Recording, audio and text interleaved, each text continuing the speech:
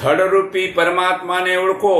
ગીતા અધ્યાય 15 શ્લોક 1-3 આ સંસાર પીપળાના વૃક્ષનું મૂળ પરમાત્મા થડ છે અને બ્રહ્માજીથી કરીને થાવર એટલે કે વૃક્ષ વનસ્પતિ અને જંગમ એટલે પગે ચાલે કે પાંખે ઉડે તે સૃષ્ટિની શાખાઓનો વિસ્તાર છે.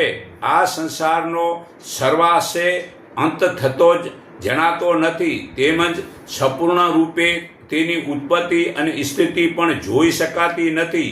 અનંત મૂળવાળા એવા આ સંસાર વૃક્ષને આસક્તિરૂપી તલવારથી કાપી નાખી પછી એવું પદ શોધવું જોઈએ કે જ્યાં ગયેલો જીવો જન્મ મરણરૂપી આ સંસારમાં પાછા આવતા જ નથી.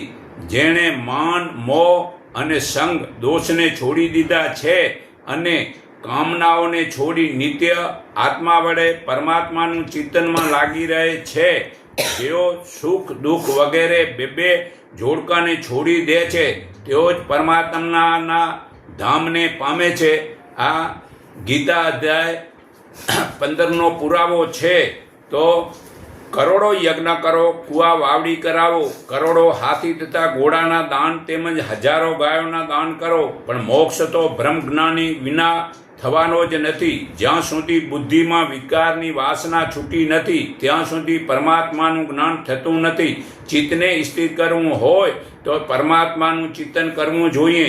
પોતાના આત્મા વડે પોતાને જાણી આત્મારૂપી બની જવું, કામરૂપી દુશ્મનનો નાશ કરીને પરમાત્માને પામવું છે.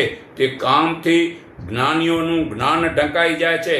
આ ગીતા અધ્યાય 3 શ્લોક 39 તો નિત્યનું કામ છોડી અને પરમાત્માનું જ્ઞાન પ્રાપ્તિ કરી લો ભાઈ વીરાઓ.